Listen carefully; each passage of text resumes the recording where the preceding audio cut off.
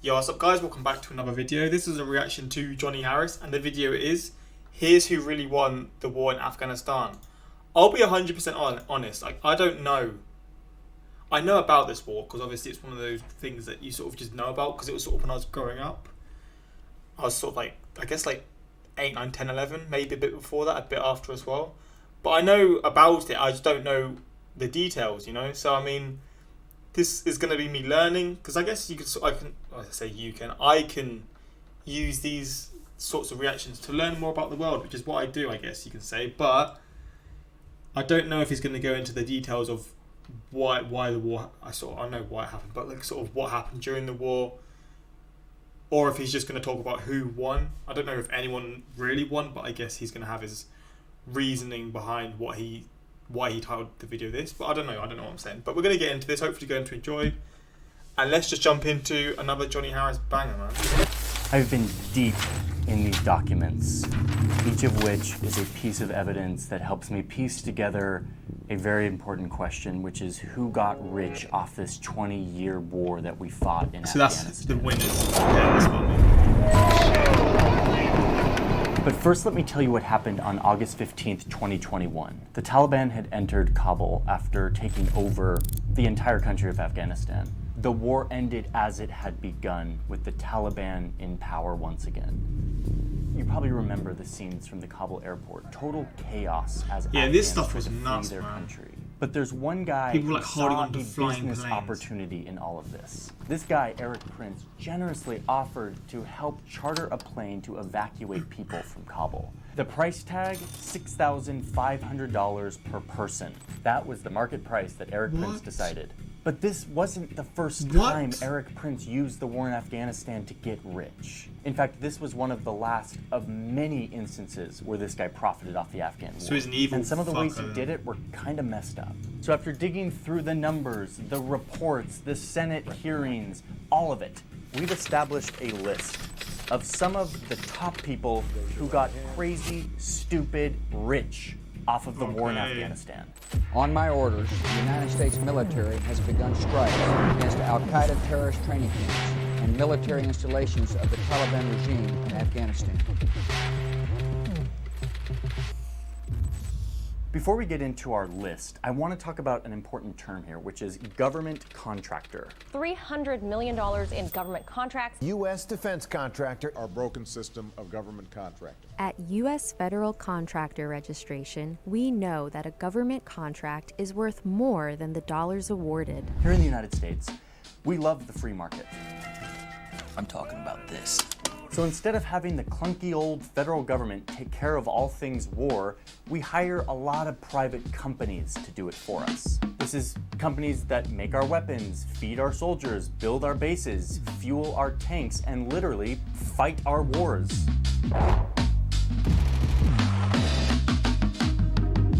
Yes, we have private armies that we call security companies that basically are soldiers for hire. What this allows the government to do is post a job out there, like, we need someone to build a road in Afghanistan. And in theory, what happens is a bunch of private companies come together and they all bid on how much it would cost to build this road. And whatever company gives the best price is chosen to go build that road. It's supposed to help the government get the best price. Okay, so where am I going with this? What I want you to understand is that there is this bidding process for private companies to go do things that the government needs. But in wartime, a lot of those processes of bidding go out the window because we're in wartime. So it's like an emergency. So instead, you get a lot of situations where there is no bidding on contracts. The government needs something done in Afghanistan really quickly. This company could do it. Name your price, we'll give you whatever you need. As a client, the U.S. government is guaranteed to have the funds to pay you and will always pay you. And it's that very process that allowed people to take advantage of a system to let billions and billions of unaccounted for dollars be poured into private companies. All of this contributed to what a former Secretary of Defense called a culture of endless money inside the Pentagon. Okay, wait, before we go on, I need to thank the sponsor of today's video, which is BetterHelp. I've said this a bunch, I'm gonna keep saying it, which is that I'm a giant supporter of therapy. I think therapy. I've heard about this before actually. A lot of YouTubers have had this ad before. If you're interested, of course, as always, go to his channel.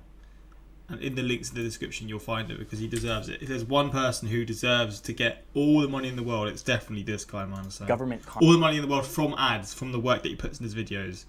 It's this guy. That's corrected now. Contractors channel. Let's dive back into the video. Okay, now that we understand government contractors, let's get to this list of people who got rich. First up is Robert Stevens, the former CEO of a company called Lockheed Martin. It's a company that manufactures like this helicopter, the Black Hawk. They manufacture missiles, fighter jets, bombs. They manufacture a lot of stuff that we use in war. This company gets a lot of business from the Pentagon. Like in 2020 alone, this company got $75 billion worth of Pentagon contracts. Jeez. I know that like when we get into billions, it's really hard to like know what that actually means. But just to put it in perspective, the entire budget of our foreign ministry, the State Department, totaled $44 billion. For the entire State Department, all of our diplomacy, $44 billion. And Lockheed Martin alone, this one company, got almost double that to make our weapons. 90% of Lockheed's revenue comes from the federal government. Their core business, the thing that keeps them afloat, is war and security. So Robert Stevens became the CEO in 2004. This was 3 years into the war in Afghanistan. And as the war intensified, so did Robert's wallet. And I know this because this is a public company, and all of the compensation for executives is public knowledge to all of us. You may have to dig through some boring documents like the Lockheed Martin proxy statements from the 2000 annual meeting of stockholders on April 27, 2000, but you can find it. So let's see how Robert and his war business did in the 2000s. So before the war, in the late 90s, the CEO of Lockheed Martin was making around $2 million a year, if you include his salary and bonus. $2 million bucks. It's a pretty good compensation. Okay, but then the war started. Lockheed started to get a ton of contracts, started making more weapons, and look what happens to the CEO's compensation. His salary stays about the same, just over $1 million bucks, but his bonus now jumps up to $3.2 million. What? I mean, there's inflation, and then there's this. It's literally just going up $1 million each time. Okay, maybe not, but close to that. Mate, what? Bringing his total compensation to around $5 million. This guy's making $5 million bucks. War's doing pretty good for him. Not bad.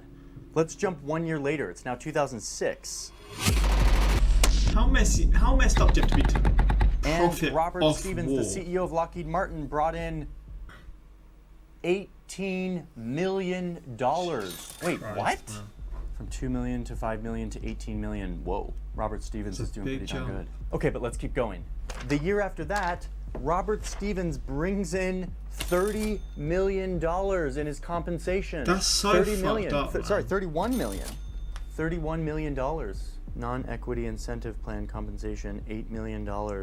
Holy smokes. What? $30 million in compensation. I mean, if we were to like graph that, the war starts here. We're looking at something like this, this, and this. The war was a life-changing event for Robert Stevens, the CEO of Lockheed Martin. Okay, so that's our first guy who got super rich. Let's move on to the next one.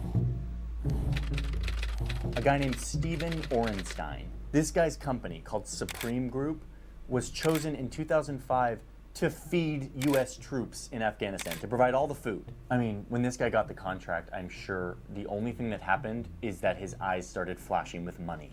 Since he got the contract, Supreme Food's business increased 50-fold. Over the course of 6 years, the Defense Department paid Supreme $5.5 billion to deliver food to the troops. $5.5 billion. And it became 90% of his business. 90% of his company was providing food to troops in Afghanistan. I mean, talk about winning the lottery. But remember what I said about emergency funding and contractors? Orenstein realized that he could charge absurd amounts of money for the meals that he was providing to troops. And he knew that no one would notice because they were just throwing money at this war. The government contracts just kept coming no matter how pricey his meals were. There's our beef ravioli. Orenstein was like, dude, there's no adults in. Wait, I'm sure that's not just for one. There's our beef ravioli. What's happening here then? Because this definitely isn't worth 20k, but what's happening here? Orenstein was like, dude, there's no adults in the room. Like, I'm a child in a candy shop right now. Let's see how far I can take this. Not only was he charging insane prices for meals, but then he started to create fake subcontracting companies and started to win contracts that were for nothing. And the Pentagon would just pay him a ton of money for doing no work. And what did he do? He just pocketed the cash. He got super, super rich off of this, to the point where he became a billionaire. He got put on the billionaire list or whatever. But eventually he took it way too far and he got caught. And yes, we are now reading a Senate hearing from 2013 called Contracting to Feed U.S. Troops in Afghanistan. How did the U.S. Defense Department end up in a multi-billion-dollar billing dispute? Thing is though, like, you get so rich with this, surely you realise there's only so far you can go, and you're already a billionaire and you're still going. Like, you've got all the money you need now. Why are you continuing to do it? And you're going to get caught in the end. Like, he's obviously getting more and more greedy, but he's already got all the money he needs in the world. Like, it's just, it doesn't make sense to me. Why would you continue doing that stupid stuff? Just invest the money that you got now. Like, just invest it in property and stuff. You're gonna make profit. I don't understand that, man. Like, greedy ass people. I don't recommend you watch this hearing. It's very boring. DLA had paid Supreme about $3 billion, including $1.6 billion for food and water and $1.4 billion for transportation and storage costs. The numbers being thrown around in this hearing are insane. The Pentagon overpaid nearly $100 million just in like transportation costs, damn. which, as one congressperson said, that is an astounding amount of money. And then to put it in perspective, she says that that amount would pay for nearly 100,000 children to have access to a Head Start program, which is an early education program in the US. But instead, this taxpayer money went into Orenstein's pocket. Taxpayer Nice money. one, Steven. That's such a fucking mess, man. I'm not even from the US and it pisses me off how they're just stealing the general public's money. Like, it's ridiculous. Oh my god, the rage inside me now. God damn it, man. Such evil people. What happened to him? Because he was obviously at a court hearing or what? Did he get sentenced to jail or like all the money taken from him and stuff? Because I hope so. Think of the children. Come on. So what does it look like when someone gets punished for this? Well, here we are in this Senate hearing where the people who gave all of this money without checking where it was going are being questioned. And when they asked what happened, they say things like this. The contract management efforts that we applied to this did not keep pace with the changes that we were seeing in our requirements. Let me translate that for you. What he was really saying is, we weren't really paying attention because, you know, war. According to this court document, Stephen eventually did have to pay up $389 million. But let's be honest, he got a little slap on the wrist, but the guy got rich off the Afghan war, which is why he's on this list. Next up is this guy, Eric Prince. This is the guy we talked about at the beginning who was like charging $6,000 to fly people out of Afghanistan. I don't think Wait, so was he being charging people from Afghanistan that?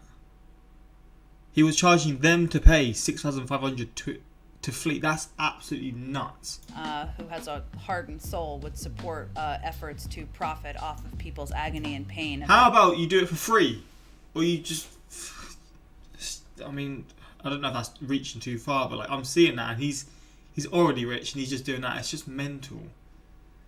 How you can be so, like, just so obsessed with making money, you do stuff like that. Trying to depart a country and fearing for their lives. He's an ex-Navy SEAL who inherited a bunch of money and decided to start his own private security company called Blackwater. Remember what I said, private security company really means soldiers for hire. This guy trained military and police forces. In fact, he describes his mission for Blackwater as, quote, trying to do for the national security apparatus what FedEx did for the Postal Service. Privatize, make more efficient, get rid of red tape, etc., etc. Kind of a scary thought, but okay. He got his first contract in 2000. It was a small contract, $204,000, to help train the Navy for terrorist attacks. Then 9/11 happened. An absolute tragedy for the American people, but an incredible business opportunity for Eric Prince and his FedEx for the Army. The US was desperate to mobilize their troops for this new kind of warfare. So they turned to Blackwater to help them. The US hired Blackwater to come protect their CIA compounds or to escort VIP diplomats. But wait, let's just get something clear. What are these guys? Are they troops or like military? Technically, no, they're not, but they sure look like troops. I mean, look at these guys. But really, these guys are just like fancy security guards that the government hires and gives them security clearances and sends them to war zones so that they can operate like soldiers under the jurisdiction of a private company. But they're just security guards, so they're not like mercenaries or anything, right? For God's sake, By what's it happening? 2007, the government had given Blackwater over $1 billion in federal contracts. Let me repeat, this little company that provides a private security force went from meager contracts of $200,000 to help train troops to sending troops abroad to actually be in the war zone and getting $1 billion worth of taxpayer money within just a few years. As you can imagine, giving guns and security clearances to a private army might lead to some thorny abuses of power. And in fact, in 2007, the guards of Blackwater were in Iraq, in addition to Afghanistan, and they opened fire on unarmed civilians. Indiscriminate shootings by Blackwater guards leading to the deaths of civilians. In a crowded public square after a car bomb had exploded a mile away, they killed 17 Iraqis and injured 20 more. Attack. Blackwater lost their contracts. It was a huge scandal, and it was another instance where there was some accountability. And yet, Eric Prince sold the company and came out on top. Another guy who got really rich off the Afghan war. Oh, and those security guards who opened fire on innocent civilians were tried and convicted. But then, wait for it, they were completely pardoned by Donald Trump. Do we have any faith in humanity? Next up, we've got these two guys. They're nicknamed the War Dogs. There's a movie about them that I haven't seen, but I want to. Sorry, kind of an emergency. Sorry. Is that Don't worry, I have to true? go first. I'm American. But really, the best thing out there is this Rolling Stone. That's so funny, man. I love him. He's such a funny guy, man. Sorry, I got to go first. I'm American. Movie about them that I haven't seen, but I want to. Sorry, kind of an emergency. Sorry. Don't worry, I have to go first. I'm American. But really, the best thing out there is this Rolling Stone article. Oh, that's funny, though. These guys were ages 25 and 21 when they started an ammunition company. They bid the Pentagon and won $300 million worth of taxpayer money in contracts. And they were going to supply the Afghan National Army with guns and ammunition. I mean, this is insane. These were like early 20-year-old kids. One of these guys, David, was just a few months earlier a massage therapist, and then was like, I'm going to have a little change of career. I'm going to go sell $300 million worth of guns and ammunition to the federal government so they can fight a war in Afghanistan. These guys got super rich off of this, and soon were living a fancy life with really nice cars and expensive apartments in like Miami. But what they were doing here was buying ammo from China and then selling that to the US government, which is like a giant no-no in arms like trading. They eventually got caught, pleaded guilty, and one of them was sentenced to jail for 4 years. So this. See, at that point, I'm just sort of like, hey, I'm just not going to do that anymore. I've got the 300 million I need. Let's just invest that money, or you split it 150 each. Invest that money, and just live your life now. You've got no worries. I don't understand the greed involved. If I had 2% of that money, I would just invest it straight away. I wouldn't even care about like trying to get richer at that point. Obviously, that's how the rich stay rich. But I'd invest it, which is how you can keep them like the wealth and stuff. But they just continue doing the same thing, and when it's already illegal, what you're doing, like why? Why are you continuing to do it? It baffles me. This is a rare case of like guys got rich and then they got caught and they actually got punished, which didn't happen to Supreme Food or Eric Prince. The difference is like when you're like a 24-year-old kid, you don't have a lot of money and influence, so you can't like weasel your way out of accountability. But what this story shows you is just how easy it was to get in on this culture of endless money within the Pentagon. The massage therapist who had never owned a gun before started an ammunition and gun company and got $300 million for it. Just like a gold rush. Okay, so those are the War Dogs. Next up, we have this guy, Fahim Hashimi, one of the several Afghan nationals who got super rich, part of this group called the 9/11 Millionaires.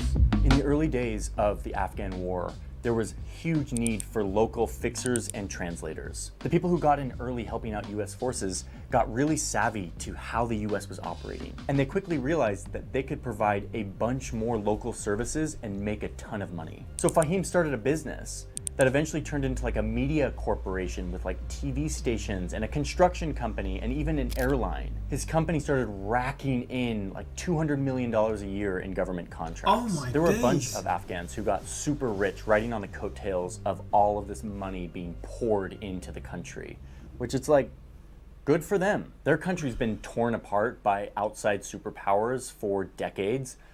Let them at least get something out of it, for heaven's sake. Next up, we have our very own Congress.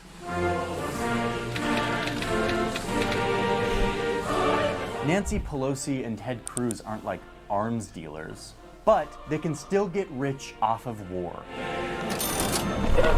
Everything is gone. God! Because if you're a member of Congress, you can buy stocks in defense companies like Lockheed Martin, and a lot of them do. What? So you can sort of like buy it before you go to war because you know their prices are gonna go up. Am I hearing that right? That sounds like, if that's correct, that's mental. Because obviously, I swear you get like, I think I saw something on Joe Rogan recently, and he was talking about how they get sort of like they know when they know when to buy stuff before because they know what the Congress is going to do, and if you go to war, you know the prices of this is going to go up, the prices of that's going to go up, or the stock of this is going to go up. That's crazy, isn't it? If you're a member That's of wild Congress, to me. you can buy stocks in defense companies like Lockheed Martin, and a lot of them do. At least Is that what he means? 47 For members of what's Congress and their spouses hold between $2 million and $6.7 million worth of stocks in top defense companies. Oh, and it's not partisan. Of the 36 House members who hold stock in military contracts, 20 are Republican and 16 are Democrats. It's almost split in half. I mean, let's get into the details here. Like, which of the congressmen have the most money invested in defense companies? Good question. The winner for this year of Who's Getting Rich Off War is Kevin Hearn, a Republican from Oklahoma, who owns over $1 million in stock from defense contractors. $880,000 alone in Honeywell, which is an aerospace contractor that Congress really seems to love. And notice how well their stock has done, especially since 2009, when Obama sent a bunch of new troops to Afghanistan. I mean, this is a lawmaker who has to give approval when we go to war, and he stands to gain if we do. But wait, Yeah, the conflict of interest gets worse when you look at somebody like... That's crazy when you put it in that perspective. That's, oh my days, what? God damn it. Like Senator Gary Peters, a Democratic senator from Michigan, who is a member of the Armed Services Committee, which is the committee that authorizes the Pentagon's budget. Here's his financial disclosure. He's invested in a lot of things, including Raytheon Technology Corporation. Raytheon is a major government contractor for wartime things. This guy gives money to the Pentagon to do war things with private contractors, and he is invested in the private contractors. In July, this guy's committee voted to increase defense spending by $24 billion, which is more than President Biden even proposed. So in very direct terms, this guy is voting to put more money in his pocket. That is how our system works. Here's another financial disclosure of a senator who's on a committee that deals with cybersecurity and protection. She holds stock in 6 defense companies, with most of her money being invested in an IT contractor. Do you get it? IT contractor that she is invested in. Cybersecurity committee that she uses to vote to give money to the thing she's invested in. It's just like, come on. Ugh. Okay, so that's our list. And let me be clear that this is not the exhaustive list of everyone who got rich. There are so many more people who got rich. There are so many more people who abused the system. We will never know their names. We will never hear about them because they didn't get caught. In the end, the Pentagon spent $14 trillion. $14 trillion. Between 30 and 50% of that went to private companies, military contractors, companies that give huge payout, huge compensation to the top leaders. That's like $5 trillion worth of taxpayer money going to fatten the pockets of these corporations. And for what? What did we get? We now know that it didn't do much for this country and its people. 20 years later, the country is falling back to where it started. But what it did do is it made these people really, really, really rich. Good for them. Okay, I'm gonna go try to not be depressed about how our democracy works. See ya. God damn it, man. The more you know, the more you know. Dude, you're too good. Never stop making these. This is good journalism. The fact that we get free documentaries on YouTube by Johnny Harris is truly a gift. Yeah, these sort of videos, like, you'd have to pay to watch them on like Netflix and stuff, right? Because you have to pay for Netflix, etc. And this, to me, is Netflix level. To me, I can't finish watching this video. I'm a veteran, and the military-industrial complex truly disgusts me. Russia's oligarchs are individual people. Americans' oligarchs are corporate entities. Yeah, it's just every country, man. Every country has these people, and they're the ones who end up getting rich because they're so twisted and just they love not messing the system up. Like, what's it like? You have this specific job to defend your country and or defense in like military defense, and then you go to war because you know that's gonna increase the stocks now or whatever. It's just like, yeah, this just doesn't this isn't right. You're benefiting. You're choosing to do this because it benefits you or whatever. It's just weird. Probably not a great analogy I gave there, but you know what I'm trying to say. You know, all right. I can't put it how I want to, but you know what I'm trying to say. It's crazy though. But yeah, hopefully you enjoyed this reaction as much as you can. I mean, it's not necessarily that enjoyable, but it's a well put together video. And I mean, yeah, that's the reaction today. Hopefully you enjoyed, and until next time.